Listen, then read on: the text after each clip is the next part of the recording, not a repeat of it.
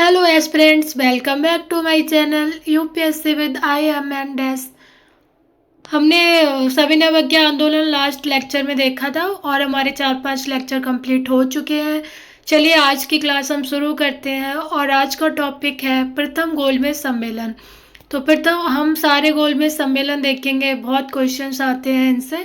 तो पहले हम पहला देखते हैं, प्रथम गोलमेज सम्मेलन कब से कब तक हुआ है। 12 नवंबर 1930 से 13 जनवरी 1931 तक हुआ है। कहाँ पर आयोजित हुआ था? तो लंदन में आयोजित हुआ था। यह पहली ऐसी वार्ता थी जिसमें ब्रिटिश शासकों द्वारा भारतीयों को बराबर का दर्जा दिया गया था। तो इसको याद रखना है। उन 89 सदस्यों में से 13 ब्रिटिश थे। राजनीतिक दलों के शेष 76 भारतीय उदारवादी दल, मुस्लिम लीग, हिंदू महासभा, दलित एवं व्यापारी वर्ग तथा रजवाड़ों के प्रतिनिधि थे। तो हमें याद रखना है 89 सदस्य शामिल हुए थे। उद्घाटन किसने किया था? तो जॉर्ज पंचम की तथा अध्यक्षता पीएम मैकडोनाल्ड ने की थी। जॉर्ज पंचम कौन थे? सम्राट थे। तो उन्होंने उद्घाटन किया था। और अध्यक्ष कौन थे? तो पीएम जो प्रधानमंत्री थे उस समय मैकडोनाल्ड, उन्होंने किया था। गांधी इरविन समझौता 1931 में हुआ था। 5 मार्च 1931 को हुआ था। इसे दिल्ली समझौते के नाम से भी जाना जाता है। बहुत बार पूछता है दिल्ली समझौते के नाम से किससे जाना जाता है? तो गांधी इरविन समझौते को जाना जाता है। समझौते की मुख्य शर्तें क्या क्या थी, हम उनको देखते हैं। पहली शर्त थी गांधी जी के नेतृत्व में कांग्रेस सविनय अवज्ञा आंदोलन समाप्त करने के लिए तैयार हो गई थी। तो ये था पहला। दूसरा था कांग्रेस द्वारा इस आधार पर द्वितीय गोलमेज सम्मेलन में हिस्सा लेने के लिए तैयार हो गई कि सम्मेलन पेश किया जाने वाला संवैधानिक सुधार, संघीय व्यवस्था, उत्तरदायित्वपूर्ण शासन तथा भारत के हित को देखते हुए प्रतिरक्षा, वैदेशिक मामलों, अल्पसंख्यकों से जुड़े मामलों आदि के बारे में सुरक्षात्मक या रक्षणात्मक व्यवस्था पर आधारित होगा। सभी राजनीतिक बंदियों को जिनके विरुद्ध हिंसा का आरोप नहीं था को रिहा कर दिया जाएगा। विदेशी कपड़ों तथा शराब की दुकानों पर शांतिपूर्ण धरना देने का अधिकार दिया गया। समुद्री तटीय प्रदेशों में बिना नमक कर दिए नमक बनाने की अनुमति दी गई। इस समझौते को 26 से 29 मार्च 1931 तक चलने वाले कराची अधिवेशन में अनुमोदन कर दिया गया था। तो कौन से अधिवेशन में अनुमोदन किया गया था? तो 1931 में जो कराची अधिवेशन हुआ था उसमें देश भर के युवाओं ने इस समझौते की इसलिए आलोचना की क्योंकि समझौते में देश को समाजवाद और इंकलाब जिंदाबाद का नारा देने वाले भगत सिंह, उनके साथ ही राजगुरु सुखदेव की रिहाई में कुछ भी नहीं कहा गया था। उनकी रिहाई से संबंधित कुछ भी नहीं कहा गया था और 23 मार्च 1931 को उन्हें फांसी दे दी गई थी। इस वजह से जो भारतीय थे, थोड़े जो युवा भारतीय थे, उन्होंने इस समझौते की आलोचना की थी। तो ये सारे फैक्ट हमें याद रखना है गांधी इरविन समझौते से संबंधित। द्वितीय गोलमेज सम्मेलन 7 सितंबर 1931 से 1 दिसंबर 1931 तक चला। कांग्रेस के एकमात्र प्रतिनिधि के रूप में गांधी जी ने हिस्सा लिया। राजपूताना जहाज से वो लंदन गए थे। तो राजपूताना पूछता है क्या है? तो जहाज है, याद रखना। यह सम्मेलन सांप्रदायिक समस्या पर विवाद के कारण पूरी तरह असफल हो गया था। इसमें मदन मोहन मालवीय और एनी बेसेंट ने अपने खर्च पर हिस्सा लिया था। तो इसको भी याद रखना, मदन मोहन मालवीय और एनी बेसेंट ने हिस्सा लिया था, लेकिन वो कांग्रेस की तरफ से नहीं गए थे। कांग्रेस की तरफ से एकमात्र प्रतिनिधि के रूप में गांधी जी गए थे।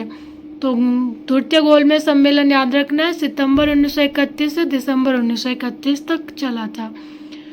द्वितीय सविनय अवज्ञा आंदोलन 1932 से 1934 तक चला। 1 जनवरी 1932 को कांग्रेस कार्य समिति ने आंदोलन को दोबारा शुरू करने का निर्णय लिया था। सांप्रदायिक पंचायत पूना समझौता 1932। प्रधानमंत्री रैमजे मैकडोनाल्ड ने भारतीय मताधिकार समिति, जिसे लोथियन समिति कहा गया, के अध्ययन के आधार पर 16 अगस्त 1932 को सांप्रदायिक निर्णय की घोषणा की थी। तो सांप्रदायिक निर्णय की घोषणा कब हुई थी? 16 अगस्त 1932 को। सांप्रदायिक निर्णय को कम्युनल अवार्ड भी कहते हैं, तो इसको भी याद रखना है। इस पंचायत में पृथक निर्वाचन पद्धति को न केवल मुसलमानों के लिए जारी रखा गया बल्कि इसे दलित वर्गों पर भी लागू कर दिया गया। तो इसको भी याद रखना है। मुसलमानों, ईसाइयों, सिखों, आंग्ल भारतीयों एवं महिलाओं के लिए पृथक निर्वाचन पद्धति की सुविधा प्रदान की गई, जो केवल प्रांतीय विधानमंडल पर ही लागू थी। तो इसको भी याद रखना है। सांप्रदायिक निर्णय में मुसलमान, ईसाई, सिख, आंग्ल भारतीय, महिला सबको पृथक निर्वाचन की सुविधा दी गई थी। दलित वर्ग की पृथक निर्वाचन मंडल की सुविधा दिए जाने के विरोध में गांधी जी ने जेल में ही 20 सितंबर 1932 को आमरण अनशन शुरू कर दिया। इसको भी याद रखना है। मदन मोहन मालवीय, राजेंद्र प्रसाद, पुरुषोत्तम दास, सी राजगोपालाचारी आदि के प्रयत्नों से गांधी जी ने उपवास के 5वें दिन बाद 26 सितंबर 1932 को कांग्रेस को गांधी जी और दलित नेता अंबेडकर ने पूना समझौता किया।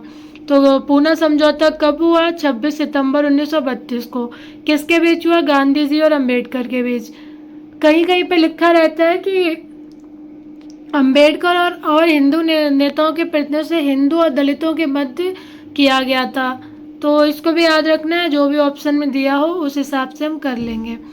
पूना पैक्ट के अनुसार दलितों के लिए पृथक निर्वाचन व्यवस्था समाप्त कर दी गई तथा विभिन्न प्रांतीय विधानमंडलों में यह सुविधा शुरू कर दी गई। तो इसको याद रखना है।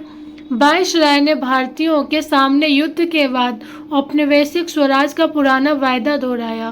कांग्रेस शासित प्रदेशों के मंत्रियों ने कांग्रेस कार्य समिति की अनुमति के बाद 15 नवंबर 1939 को मंत्रिमंडलों से त्यागपत्र दे दिया।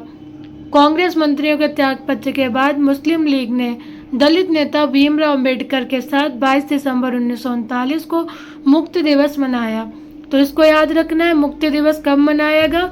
22 दिसंबर 1939 को। किसने मनाया था? तो मुस्लिम लीग ने मनाया था। कांग्रेस का त्रिपुरी संकट देखते हैं तो कब हुआ है? 1939 में हुआ है।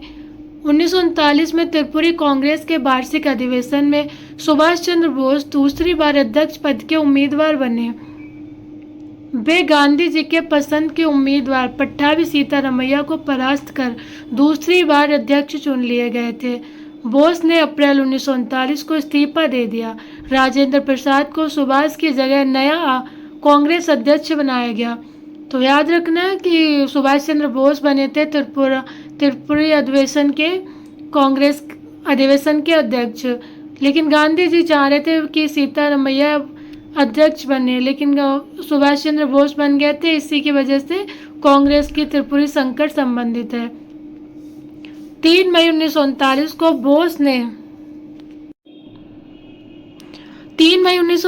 को बोस ने फॉरवर्ड ब्लॉक की स्थापना की। कांग्रेस समाजवादी पार्टी की स्थापना कब हुई? 1934 में हुई। क्यों की गई थी? समाजवादी विचारों के बढ़ते प्रभाव के कारण कांग्रेस के भीतर ही की गई थी इसकी स्थापना। इसकी स्थापना से कौन कौन संबंधित है? तो आचार्य नरेंद्र देव, जयप्रकाश नारायण और अच्युत पटवर्धन। डायरेक्टली पूछता है कांग्रेस समाजवादी पार्टी से कौन कौन संबंधित है, तो नाम याद रखना है। नरेंद्र देव, जयप्रकाश नारायण, अच्युत पटवर्धन। देशी रियासतों के बीच आंदोलन।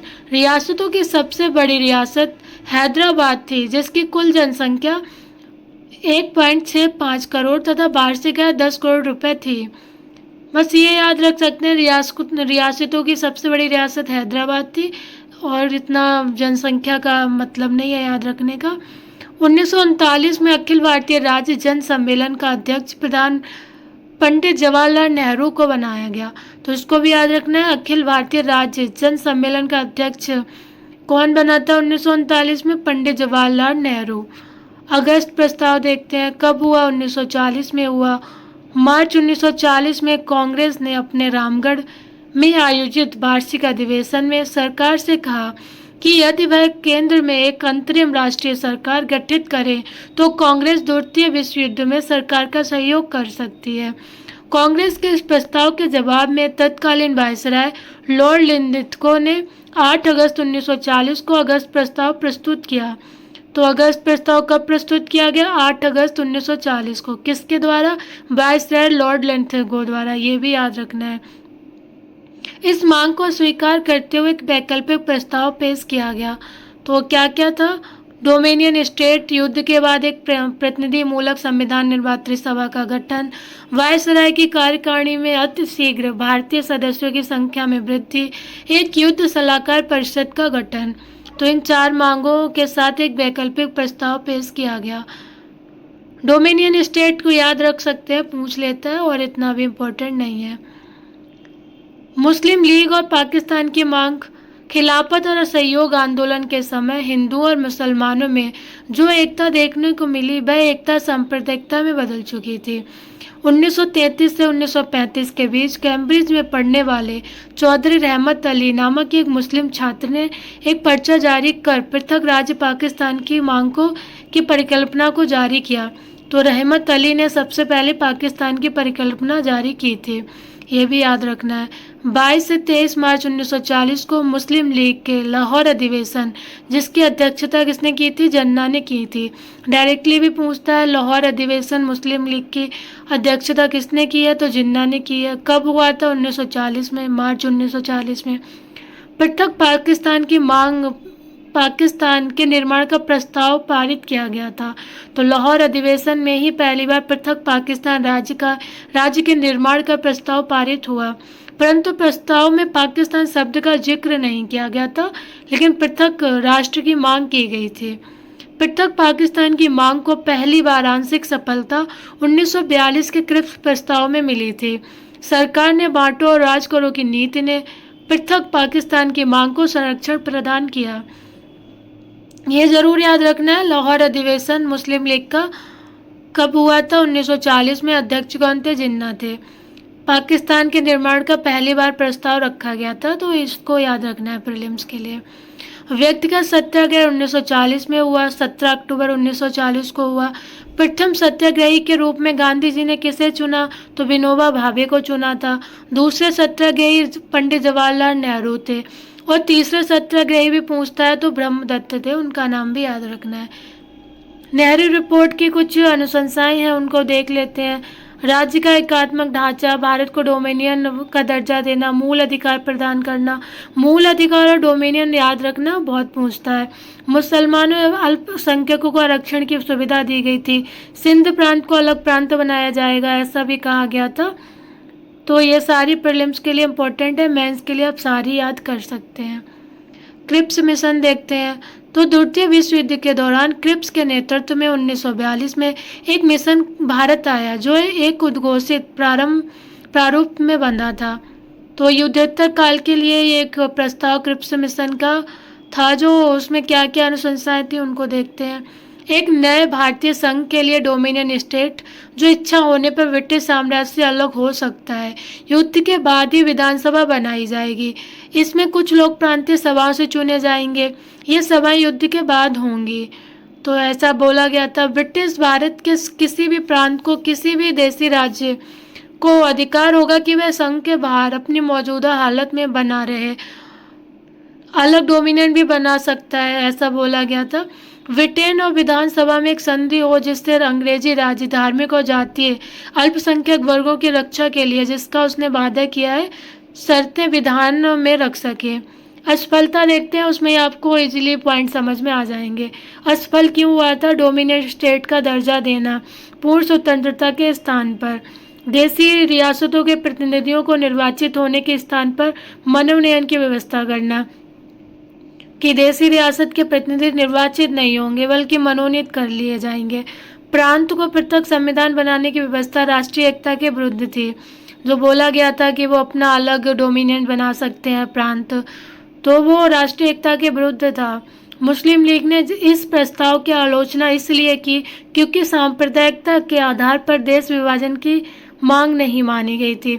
तो मुस्लिम लीग ने इसलिए इसका विरोध किया, क्योंकि पृथक निर्वाचन की व्यवस्था नहीं की गई थी इसमें। तो असफलता के कारण थे, इसमें हमें समझ में भी आ रहा है प्रस्ताव की अनुशंसा भी क्या क्या थी। 8 क्रिप्स मिशन कब आया था? 28 मार्च 1942 को। इसको याद रख सकते हैं, प्रीलिम्स में पूछता है डेट। तो 28 अप्रैल 1942 को क्रिप्स मिशन आया था।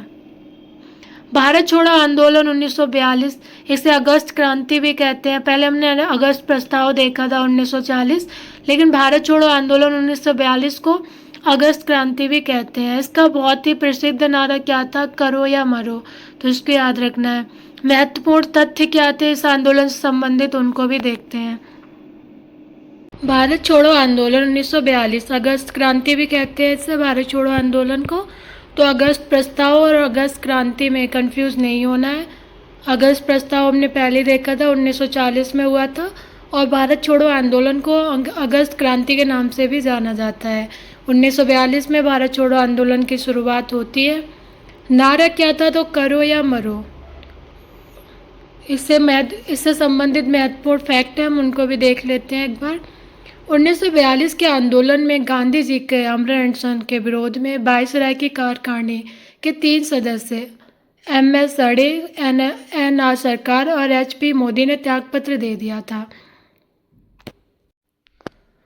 1942 के आंदोलन के दौरान सारण जिला को कुख्यात रूप से अपराधी जिला घोषित किया गया था। तो सारण जिला याद रखना भारत छोड़ो आंदोलन से संबंधित है। 1 सितंबर 1942 को मोहन सिंह के अधीन आज़ाद हिंद फौज के प्रथम डिवीजन का गठन किया गया था। आज़ाद हिंद फौज के गठन में जापानी सैन्य अधिकारी मेजर फुजीवारा का महत्वपूर्ण स्थान है। तो इसको याद रखना है, प्रथम डिवीजन का गठन मोहन सिंह द्वारा किया गया था, ना कि सुभाष चंद्र बोस द्वारा। बहुत बार क्वेश्चन पूछा गया है, कंफ्यूज नहीं होना है। आज़ाद हिंद फौज और आज़ाद हिंद फौज के गठन में जापानी सैन्य अधिकारी थे फुजीवारा, उन्होंने भी महत्वपूर्ण स्थान निभाया था। तो डायरेक्ट पूछता है आज़ाद हिंद फौज से कौन कौन संबंधित है, तो मोहन सिंह और फुजीवारा दोनों का नाम याद रखना है।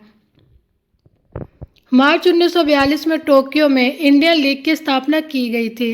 गिरफ्तारी से बचे नेता BM खाकट, राम मनोहर लोहिया, उषा मेहता, अप्रवाद प्रिंस आदि ने आंदोलन के समय भूमिगत कांग्रेस रेडियो का संचालन किया था। तो उषा मेहता का नाम बहुत ज़्यादा पूछा जाता है कि रेडियो से कौन संबंधित है भारत छोड़ो आंदोलन के दौरान, तो उषा मेहता का नाम याद रखना है। ग्वालियर टैंक मैदान की अध्यक्षता अब्दुल कलाम आज़ाद ने की थी। नेहरू ने भारत छोड़ो प्रस्ताव ग्वालियर टैंक में ही पेश किया था। 8 अगस्त को प्रस्ताव स्वीकार किया गया। भारत छोड़ो आंदोलन में कहा गया था कि सरकारी कर्मचारी नौकरी ना छोड़े, लेकिन कांग्रेस और देश के प्रति निष्ठा की घोषणा कर दें। इस बार UPSC में पूछा गया था भारत छोड़ो आंदोलन से रिलेटेड, और ऐसी फैक्चुअल इन्फॉर्मेशन दी थी 3 स्टेटमेंट में बना के। तो उसमें एक ये भी था कि कर्मचारी नौकरी छोड़े या ना छोड़े। तो याद रखना, कर्मचारी नौकरी ना छोड़े की बात कही गई थी, लेकिन देश के प्रति निष्ठा की घोषणा कर दें, ये कहा गया था। 9 अगस्त को ऑपरेशन जीरो आवर के तहत कांग्रेस के सभी महत्वपूर्ण नेताओं को गिरफ्तार कर लिया गया था। तो पूछता है कि ऑपरेशन जीरो आवर किससे संबंधित है, तो याद रखना है भारत छोड़ो आंदोलन से। कब किया गया? 9 अगस्त को। इस भारत छोड़ो आंदोलन को स्वतः स्फूर्त आंदोलन भी कहा जाता है। डायरेक्टली पूछता है कौन सी आंदोलन को स्वतः स्फूर्त आंदोलन कहा जाता है, तो भारत छोड़ो आंदोलन को कहा जाता है। सभी बड़े नेता की गिरफ्तारी होने के बाद अरुणा आसफ अली, अच्युत पटवर्धन, कांग्रेस रेडियो की संचालिका उषा मेहता और जयप्रकाश नारायण की महत्वपूर्ण भूमिका रही। तो इन सारे नेताओं के नाम याद रखना। डायरेक्टली पूछता है भारत छोड़ो आंदोलन से कौन कौन संबंधित हैं, तो आसफ अली, अच्युत पटवर्धन, उषा मेहता, जयप्रकाश नारायण आदि सभी इससे संबंधित थे। गांधी जी, सरोजनी नायडू आदि को आगा खां पैलेस में रखा गया था। जब उनको गिरफ्तार किया गया तो सरोजनी नायडू और गांधी जी को आगा खां पैलेस में रखा गया था, और सावर जो यरवदा जेल थी उसमें उस सविनय आंदोलन के दौरान रखा गया था। तो दोनों को याद रखना है, भारत छोड़ो आंदोलन में आगा खां पैलेस में रखा गया था। इस आंदोलन के मुख्य बिंदु क्या थे, तो पूर्वी यूपी, उत्तर प्रदेश, बिहार, मिदनापुर, महाराष्ट्र, कर्नाटक ये मुख्य केंद्र बने थे भारत छोड़ो आंदोलन के। तो याद रखना है, पूर्वी उत्तर प्रदेश है, बिहार है, मिदनापुर है, महाराष्ट्र है, कर्नाटक है। छात्र, मजदूर एवं कृषक आंदोलन की रीढ़ थे, जबकि उच्च वर्ग और नौकरशाही आंदोलन में तटस्थ बने रहे थे। तो इसको याद रखना है, छात्र, मजदूर और कृषक ने बढ़ चढ़कर भाग लिया था। उच्च वर्ग के जो लोग थे, नौकरशाह थे, उन्होंने आंदोलन में तटस्थता बनाए रखी थी। तो ये मेंस में भी क्वेश्चन पूछ लेते हैं क्यों, कैसे, तो आप मेंस के पर्पज़ से भी इसको याद कर सकते हैं। भारत छोड़ो आंदोलन की असफलता के कारण क्या थे? ब्रिटिश भारत द्वारा आंदोलनकारियों का अत्यंत क्रूरतापूर्वक दमन एवं समूचे देश में आतंक का राज स्थापित करना। इस आंदोलन की पर्याप्त तैयारी नहीं की गई थी। इस आंदोलन को उचित नेतृत्व नहीं मिल सका। आंदोलन का हिंसात्मक रूप धारण कर लेना, जबकि आंदोलनकारियों के पास पर्याप्त अस्त्र शस्त्र भी नहीं थे। तो ये मेंस में बहुत काम आते हैं पॉइंट, और प्रीलिम्स में भी अब पूछता है स्टेटमेंट में, तो याद रखना है। उचित नेतृत्व, पर्याप्त तैयारी, हिंसात्मक रूप धारण करना, तो ये सारे इससे संबंधित हैं। भारत छोड़ो आंदोलन के समय स्थापित स्वशासित समानांतर सरकारों में सर्वाधिक दीर्घजीवी सरकार सतारा की थी। तो इसको याद रखना है। दीर्घजीवी सरकार कौन सी थी? सतारा, जो कि महाराष्ट्र में है। 10 फरवरी 1943 को 21 दिन के उपवास की घोषणा गांधी जी ने आगा खां पैलेस में की। उपवास शुरू करने के बाद देश में ही नहीं विदेश में भी उन्हें रिहा करने के लिए दबाव पड़ने लगा था। खराब स्वास्थ्य के कारण 6 मई 1944 को उन्हें रिहा कर दिया गया। 1942 के इस आंदोलन की जांच के लिए नियुक्त जांच कमीशन के प्रमुख टी विकेंडेन थे। तो इनको याद रखना है। जांच कमीशन के प्रमुख कौन थे? विकेंडेन थे, मध्य प्रांत के जज थे ये, तो इनका नाम याद रख सकते हैं। इस आंदोलन की जांच की थी, किसकी? भारत छोड़ो आंदोलन की। प्रतिक्रिया देखते हैं क्या हुई थी इसके बाद। 23 मार्च 1943 को मुस्लिम लीग ने पाकिस्तान दिवस मनाने का आह्वान कर दिया था। डायरेक्टली पूछता है पाकिस्तान दिवस कब मनाया गया? तो 23 मार्च 1943 को। किसने मनाया? मुस्लिम लीग ने मनाया। लीग ने दिसंबर 1943 में कराची में हुए अधिवेशन में विभाजन करो और छोड़ो का नारा दिया था। तो पूछता है मुस्लिम लीग ने कौन सा नारा दिया है? तो विभाजन करो और छोड़ो। कब किया था? कराची अधिवेशन 1943 में। तेज बहादुर संप्रू ने आंदोलन को अकल्पित और असामाजिक माना था। इतना इम्पोर्टेंट नहीं है ये पॉइंट। सुभाष चंद्र बोस को देखते हैं और आज़ाद हिंद फौज से ये कैसे जुड़े उसको भी देखते हैं। जर्मनी में बोस द्वारा फ्री इंडिया सेंटर की स्थापना की गई थी। तो पूछता है फ्री इंडिया सेंटर की स्थापना किसने की है? तो सुभाष चंद्र बोस ने की है। कहाँ की थी? तो जर्मनी में की थी। इसी संस्था द्वारा सुभाष ने पहली बार जन हिंद का नारा दिया था। तो नारा भी याद रखना है, जन हिंद का नारा सुभाष चंद्र बोस द्वारा दिया गया है। जर्मनी में ही भारतीयों द्वारा सुभाष चंद्र बोस को प्रसिद्ध नेताजी की उपाधि दी गई थी, लेकिन भारतीयों द्वारा दी गई थी जर्मनी में। टोक्यो सम्मेलन में रासबिहारी बोस ने जापान में रह रहे भारतीय सेना के अफसरों द्वारा भारत की मुक्ति के लिए भारतीय राष्ट्रीय सेना के गठन पर विचार किया था। इसी सम्मेलन में रासबिहारी बोस ने इंडिया इंडिपेंडेंस लीग की स्थापना की थी। तो फ्री इंडिया सेंटर की स्थापना सुभाष चंद्र बोस ने, इंडिया इंडिपेंडेंस लीग की स्थापना रासबिहारी बोस ने की थी। तो दोनों को याद रखना है। ब्रिटिश भारतीय सेना के एक अधिकारी मोहन सिंह के दिमाग में सर्वप्रथम आज़ाद हिंद फौज की स्थापना का विचार आया। हमने पहले भी देखा था ये, और फौजीवाला का नाम भी याद रखना है। ब्रिटिश भारतीय सेना के वे सिपाही जिन्होंने जापान के समकक्ष आत्मसमर्पण कर दिया को लेकर मोहन सिंह ने मलाया में आज़ाद हिंद फौज का 15 दिसंबर 1941 को गठन किया था। जून 1942 को रासबिहारी द्वारा बैंकॉक में इंडिया इंडिपेंडेंस लीग का एक और सम्मेलन बुलाया गया, जिसमें सुभाष चंद्र बोस को लीग और आज़ाद हिंद फौज का नेतृत्व सौंपने का निर्णय लिया गया। तो आज़ाद हिंद फौज का नेतृत्व करने का निर्णय कब लिया गया? कि सुभाष चंद्र बोस को दिया जाएगा 1942 में इंडिया इंडिपेंडेंस लीग के एक सम्मेलन के दौरान। 7 जुलाई 1943 को रासबिहारी बोस ने आज़ाद हिंद फौज की कमान सुभाष चंद्र बोस को सौंप दी। सुभाष चंद्र बोस आईएनए के सर्वोच्च सेनापति घोषित किए गए। तो आज़ाद हिंद फौज के सेनापति कब बने सुभाष चंद्र बोस? 7 जुलाई 1943 को। 21 अक्टूबर 1943 को सुभाष चंद्र बोस ने सिंगापुर में स्वतंत्र भारत की अस्थायी सरकार का गठन किया था। सीधा पूछता है सुभाष चंद्र बोस ने अस्थायी सरकार का गठन कहाँ किया था? तो सिंगापुर में किया था, जिसके मंत्रियों में एस.सी. चटर्जी, एम.ए. अय्यर और लक्ष्मी स्वामीनाथन आदि शामिल थे। सुभाष ने अस्थायी सरकार का मुख्यालय रंगून बनाया। जर्मनी और जापान ने अस्थायी सरकार का समर्थन किया था।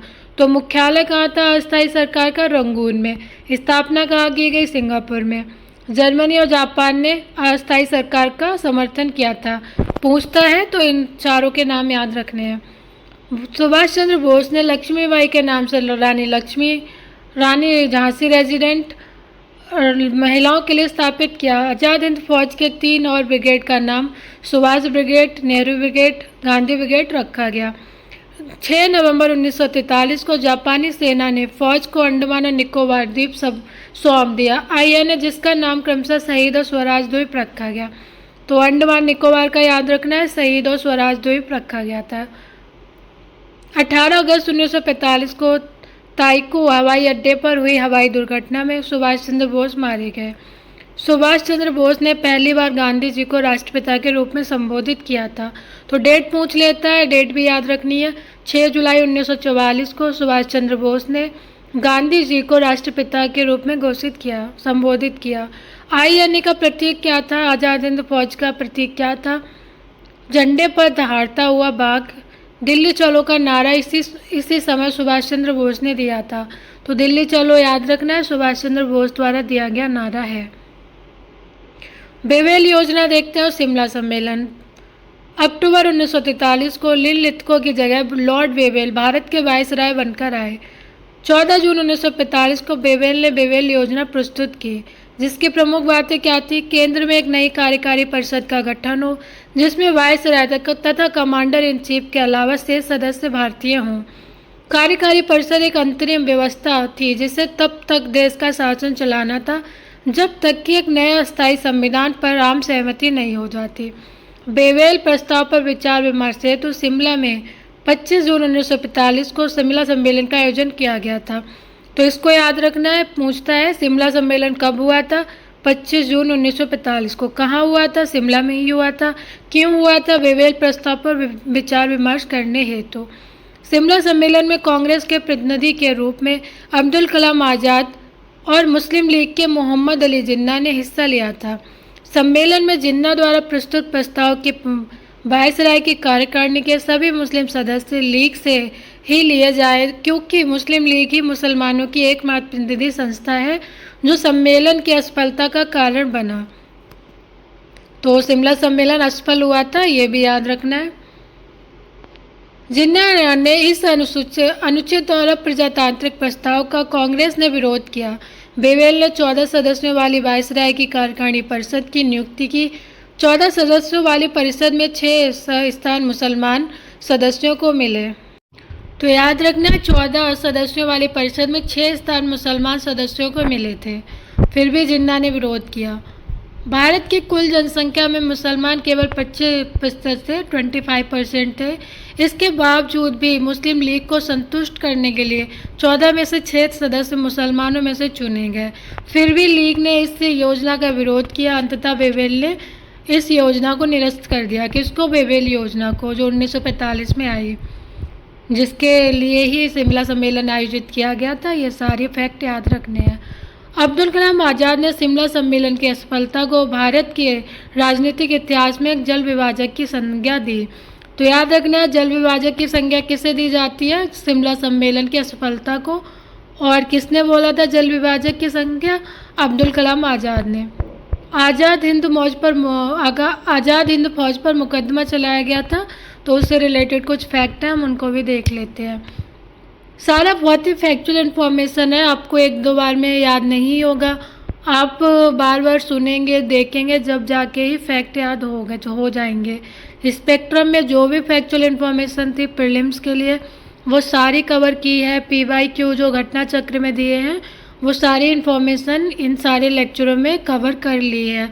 तो आप इनको 2-4 बार सुनेंगे, आपका हिस्ट्री इससे बाहर नहीं जाएगा। अगर बुक से पूछा गया तो इससे बाहर तो नहीं जाना है। 1945 में फौज में सिपाहियों द्वारा आत्मसमर्पण के बाद सरकार ने उन पर निष्ठा की शपथ तोड़ने के आरोप में लाल किले में मुकदमा चलाने का निर्णय लिया। तो इसको याद रखना है कि क्यों लिया गया, क्योंकि शपथ तोड़ने का आरोप लगाया गया था। सरकार के इस निर्णय के विरुद्ध समूचे देश में आंदोलन शुरू हो गए। कांग्रेस ने आईएनए के सिपाहियों को बचाने के लिए आज़ाद हिंद बचाओ समिति की स्थापना की। किसने की? कांग्रेस ने। बचाव पक्ष के वकीलों में भूलाभाई देसाई प्रमुख थे। उनका सहयोग करने के लिए तेज बहादुर, सप्रू, काटजू, जवाहरलाल नेहरू ने भी अदालत में बहस की थी। तो इन चारों का नाम याद रखना। पूछता है कि आज़ाद हिंद फौज से कौन कौन संबंधित है मुकदमे से वकील के रूप में, तो याद रखना है भूलाभाई देसाई, तेज बहादुर सप्रू, काटजू और जवाहरलाल नेहरू। भारत में चुनाव 1945। श्रम दल के नेता एटली ब्रिटेन के प्रधानमंत्री बने। उन्होंने सर पैट्रिक लॉरेंस को भारत सचिव नियुक्त किया। केंद्रीय विधानसभा की 102 सीटों में कांग्रेस 57 पर सफल हुई। प्रांतीय चुनाव में कांग्रेस को बंगाल, सिंध और पंजाब को छोड़कर शेष स्थानों पर बहुमत प्राप्त हुआ। मद्रास, बम्बई, संयुक्त प्रांत, बिहार, उड़ीसा, असम, मध्य प्रांत में अपनी सरकारों का गठन किया गया। तो नाम पूछता है तो इन 6 का नाम याद रखना है। मद्रास, बम्बई, संयुक्त प्रांत, बिहार, उड़ीसा, असम और मध्य प्रांत में अपनी सरकारों का गठन किया था। तो ये 6 नाम याद रखना है। पूछता है कहाँ पर उन्होंने सरकार बनाई थी कांग्रेस ने, तो इसको भी याद रखना है। मुस्लिम लीग को बंगाल और सिंध में भी बहुमत मिला था। पहले हमने देखा है बंगाल और सिंध में कांग्रेस को बहुमत नहीं मिला था, लेकिन मुस्लिम लीग को मिला था, तो इसको याद रखना है। शाही नौसेना विद्रोह देखते हैं तो डायरेक्टली पूछता है पीसीएस में तो कि शाही नौसेना विद्रोह कब हुआ था, तो 1946 में हुआ था। मैच ऑफ द फॉलोइंग में पूछ लेता है तो डेट याद रखते हुए चलना है। कब हुआ है? 18 फरवरी 1946 को। रॉयल इंडियन नेवी के सिग्नल प्रशिक्षण संस्थान SMIS तलवार के गैर कमीशन अधिकारियों और सिपाहियों ने, जिन्हें रेटिंग्स कहा जाता था, विद्रोह कर दिया। खराब भोजन, जातीय भेदभाव, कम वेतन, चरित्र पर टिप्पणी आदि ऐसे कारण थे जिसने सिपाहियों को विद्रोह के लिए मजबूर कर दिया। कैबिनेट मिशन योजना बहुत इंपॉर्टेंट है, अच्छे से पढ़ेंगे, आप सुनते रहना। कैबिनेट मिशन योजना 1946 में बनाई गई थी। डेट भी याद रखनी है, 29 मार्च 1946 को कैबिनेट मिशन दिल्ली पहुंचा। पूछता है कहाँ पहुंचा, तो दिल्ली पहुंचा। सदस्य कौन थे? क्रिप्स, अलेक्जेंडर और लॉरेंस। तो इसमें लॉरेंस अध्यक्ष थे और क्रिप्स और अलेक्जेंडर सदस्य थे, तो इन तीनों का नाम याद रखना है। लॉरेंस ने मिशन का उद्देश्य भारत के लिए संविधान निर्माण के लिए शीघ्र ही एक कार्यकारिणी तैयार करना और अंतरिम सरकार का गठन करना था। तो उद्देश्य भी याद रखना है, संविधान निर्माण के लिए शीघ्र ही कार्यप्रणाली बनाना और अंतरिम सरकार का गठन बताया था उन्होंने मिशन का उद्देश्य। मिशन ने 16 मई 1946 को प्रस्ताव की घोषणा की। इसमें पहला पॉइंट क्या है तो देखते हैं। भारत एक प्रांत होगा जिसमें ब्रिटिश भारत के प्रांत और देसी राज्य दोनों शामिल होंगे। मतलब भारत के प्रांत और देसी राज्य दोनों को शामिल किया जाएगा। विदेशी मामले, प्रतिरक्षा, संचार साधन केंद्र सरकार के अधीन होंगे। तो विदेशी प्रतिरक्षा संचार साधन, तो इनको याद रखना है, अभी भी केंद्र के पास ही रहते हैं ये सारे। संघीय विषयों को छोड़कर शेष विषयों और अपशिष्ट शक्तियां प्रांतों में निहित होंगी। ऐसी रियासतें जो विषय और शक्तियां संघ को सौंप दें, उनके अतिरिक्त अन्य सभी विषय और शक्तियां उनके पास सुरक्षित रहेंगी। तीसरा पॉइंट देखते हैं। तो संविधान निर्मात्री सभा का गठन प्रांतीय विधानसभाओं, देशी रियासतों के प्रतिनिधियों के द्वारा किया जाएगा। प्रत्येक प्रांत को उसकी जनसंख्या के अनुपात में, सामान्यतः 10 लाख की आबादी पर एक प्रतिनिधि के अनुपात में सीटों की कुल जनसंख्या आवंटित की जाएगी। तो उसको याद रखना, एक प्रतिनिधि पर 10 लाख की आबादी, सीटों की कुल संख्या ऐसे आवंटित की गई थी कि 10 लाख की जनसंख्या पर एक प्रतिनिधि चुना जाएगा। किससे? प्रत्येक प्रांत से और देशी रियासतों से। प्रांतों के 3 श्रेणियों में का, खा, गा में बांटा गया। का में कौन कौन से थे? बम्बई, बिहार, मध्य प्रांत, मद्रास, उड़ीसा और संयुक्त प्रांत। खा में पश्चिमोत्तर सीमा प्रांत, सिंध और पंजाब थे। गा में असम और बंगाल था। 5वां पॉइंट देखते हैं। तो मुस्लिम लीग ने पाकिस्तान मांग को इस आधार पर ठुकरा दिया कि इससे सांप्रदायिक अल्पसंख्यकों की समस्या का समाधान नहीं होगा। मुस्लिम लीग जो पाकिस्तान की मांग कर रहा था, उसे इस वजह से ठुकराया गया इस योजना में, कैबिनेट मिशन योजना में, कि सांप्रदायिक अल्पसंख्यक हैं जो, उनकी समस्या का समाधान नहीं हो पाएगा। 26 जून 1946 को मुस्लिम लीग कैबिनेट मिशन प्रस्ताव को स्वीकार करते हुए कहा कि सर्वसत्ता प्राप्त पाकिस्तान के लक्ष्य को प्राप्त करने के लिए संघर्ष जारी रहेगा। 29 जून 1946 को मिशन भारत से चला गया और मुस्लिम लीग कांग्रेस ना चाहते हुए भी इसके प्रस्तावों को स्वीकार किया था। तो ये इसको स्वीकार किया गया था, इसको याद रखना है। संविधान सभा के लिए चुनाव में ब्रिटिश भारत के प्रांतों के 296 स्थानों में कांग्रेस द्वारा 205 पर जीत से लीग ने नेता बौखला गए कि जो भारत के प्रांत 296 स्थान थे, कांग्रेस द्वारा उन पर 205 पर जीत हो गई थी। इस वजह से मुस्लिम लीग के जो नेता थे उनको अच्छा नहीं लगा। 22 जुलाई को वायसराय ने अंतरिम सरकार की स्थापना से संबंधित 16 जून के वक्तव्य के अनुरूप दूसरा प्रस्ताव कांग्रेस और मुस्लिम लीग के सामने रखा कि जो अंतरिम सरकार की स्थापना का वादा किया था उसको रखा। कब? 22 जुलाई को। 16 अगस्त 1946 को मुस्लिम लीग ने प्रत्यक्ष कार्रवाई दिवस की शुरुआत कर दी। तो पूछता है प्रत्यक्ष कार्रवाई दिवस मुस्लिम लीग ने कब मनाई थी? तो 16 अगस्त 1946। मुक्ति दिवस 1943 जो हमने पहले पढ़ा था। उद्देश्य क्या था इसका? सांप्रदायिक दंगे फैलाना तथा आतंक का माहौल बनाकर यह सिद्ध करना कि हिंदू मुसलमान एक साथ नहीं रह सकते। इस वजह से प्रत्यक्ष कार्रवाई दिवस मनाया गया था। अंतरिम सरकार का गठन कांग्रेस द्वारा वायसराय के नवीनतम प्रस्ताव को स्वीकार कर लेने के बाद 9 अगस्त 1946 को बेवेल ने कांग्रेस अध्यक्ष नेहरू को अंतरिम सरकार के गठन के लिए निमंत्रण भेजा। 24 अगस्त 1946 को नेहरू के नेतृत्व में भारत की पहली अंतरिम राष्ट्रीय सरकार की घोषणा की गई। पहली अंतरिम सरकार की घोषणा कब की गई? 24 अगस्त 1946 को, जिसमें मुस्लिम लीग ने भागीदारी नहीं ली थी। तो पूछता है अंतरिम सरकार में मुस्लिम लीग ने भागीदारी की या नहीं की? तो अंतरिम राष्ट्रीय सरकार में मुस्लिम लीग शामिल नहीं हुआ। अंतरिम सरकार से संबंधित कुछ फैक्ट हैं, उनको देखते हैं। मुस्लिम लीग ने इसका बहिष्कार कर दिया था, हमने पहले ही पढ़ लिया है। अंतरिम सरकार के जो सदस्य थे उनको देख लेते हैं एक बार। जवाहरलाल नेहरू कार्यकारी परिषद के उपाध्यक्ष बने। राष्ट्रमंडल और विदेशी मामले में उन्होंने अपने पास रखा। डॉक्टर राजेंद्र प्रसाद खाद्य और कृषि विभाग को देखा और सरदार वल्लभ भाई पटेल ने गैर सूचना प्रसारण, बलदेव सिंह रक्षा, सी राजगोपाल सारी शिक्षा, आसफ अली रेलवे, जॉन मथाई उद्योग और नागरिक आपूर्ति, जगजीवन राम श्रम, CH बाबा बंदरगाह और खनन। डायरेक्टली पूछता है तो याद रखना है इन सबको, एक बार आप खुद से भी पढ़ लेना, बहुत फैक्चुअल है ये। 20 नवंबर 1946 को वायसराय ने संविधान सभा की पहली बैठक हेतु निर्वाचित प्रतिनिधियों की बैठक में भाग लेने के लिए निमंत्रण भेजा।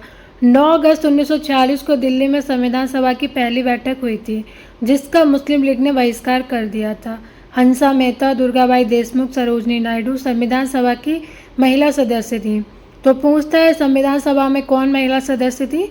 तो इन तीन का नाम आप याद रख सकते हैं, हंसा मेहता, दुर्गाबाई देशमुख, सरोजनी नायडू। इटली घोषणा कब हुई? फरवरी 1947 में। सिर्फ डेट याद रखना है, मैच ऑफ द फॉलोइंग में पूछ लेता है। यूपीएससी तो नहीं पूछता है, पीसीएस में डेट पूछ लेते हैं।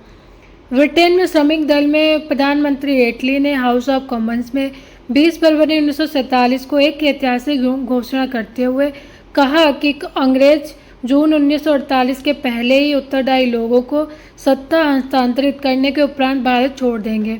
डायरेक्टली पूछता है किसका स्टेटमेंट है, किसने ऐसी घोषणा की थी? तो इटली ने की थी।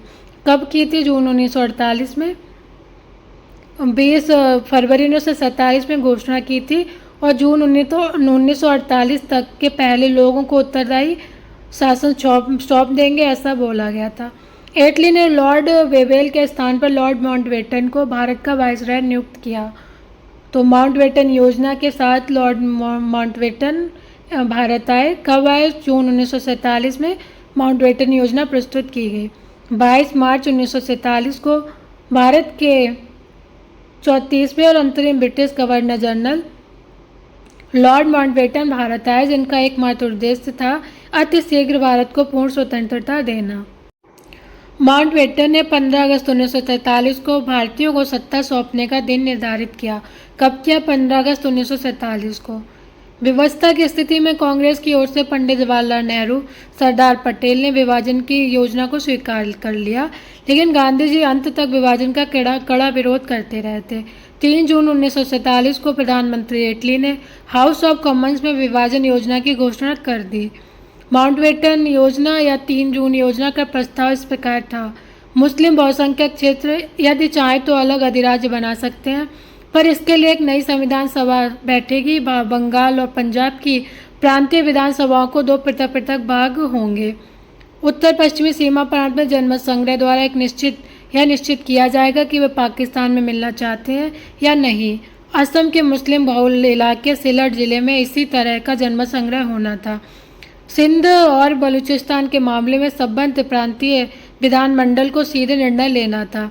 प्रीलिम्स में कम पूछता है, लेकिन हम पढ़ लेते हैं। पंजाब और बंगाल के असम के विभाजन हेतु एक सीमा आयोग का गठन किया गया था।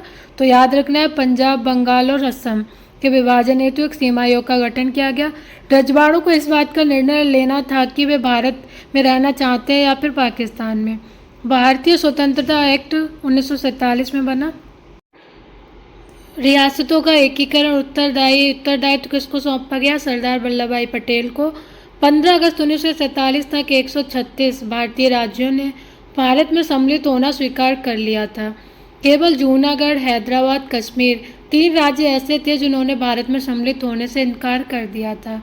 तो जूनागढ़ को जनमत संग्रह द्वारा सम्मिलित किया गया, हैदराबाद को यथावत समझौते द्वारा और कश्मीर को विलय पत्र के द्वारा सम्मिलित किया गया था। तो डायरेक्टली पूछता है, तो याद रखना है। जूनागढ़ से संबंधित देखते हैं। सितंबर 1947 को जूनागढ़ रियासत ने पाकिस्तान में सम्मिलित होने की घोषणा कर दी थी, जबकि राज्य की अधिकांश जनता हिंदू थी जो भारत में रहना चाहती थी। बाद में 20 जनवरी 1948 को जनमत संग्रह करा के जूनागढ़ रियासत को भारत संघ में शामिल कर लिया गया था। यथावत समझौता हैदराबाद ने करा था। हैदराबाद रियासत की एक विशेष स्थिति थी, यह भारत की सबसे बड़ी रियासत थी। इसका शासक मुसलमान था, जबकि राज्य की अधिकांश जनसंख्या हिंदू थी। 26 जनवरी 1950 को स्वतंत्र भारत के संविधान में हैदराबाद को भाग खा के अंतर्गत राज्य की स्थिति प्रदान की गई थी और निजाम को राज्य प्रमुख बनाया गया था। कश्मीर, यहाँ की जनसंख्या बहुसंख्यक भाग मुसलमान था, परंतु यहाँ का आनुवंशिक शासक एक हिंदू राजा था, हरि सिंह। 26 अक्टूबर 1947 को हरि सिंह द्वारा विलय पत्र पर हस्ताक्षर कर लिए गए थे। 1 जनवरी 1947 को भारत द्वारा कश्मीर विवाद संयुक्त राष्ट्र सुरक्षा परिषद को प्रेषित किया गया और 31 अक्टूबर 1951 को जम्मू कश्मीर राज्य संविधान सभा अस्तित्व में आई। 15 नवंबर 1952 को आर्टिकल 370 के तहत सदरी रियासत और वजीर आजम पद को स्वीकार किया गया। अब इतना रिलेवेंट नहीं रह गया है, बस इतना याद रखना है, विलय पत्र के द्वारा कश्मीर को सम्मिलित किया गया था और नहीं पूछेगा। इसके साथ ही हमारा ये लेक्चर कंप्लीट होता है और अब एक ही लेक्चर और बचा है मॉडर्न इंडिया का, हम उसको भी कंप्लीट कर लेंगे और इसके बाद आप 2-4 बार रिवीजन करेंगे तो आपको चीज़ें याद हो जाएंगी। इससे बाहर हिस्ट्री का कुछ भी नहीं आना है। And thank you for watching, and please like and subscribe my channel.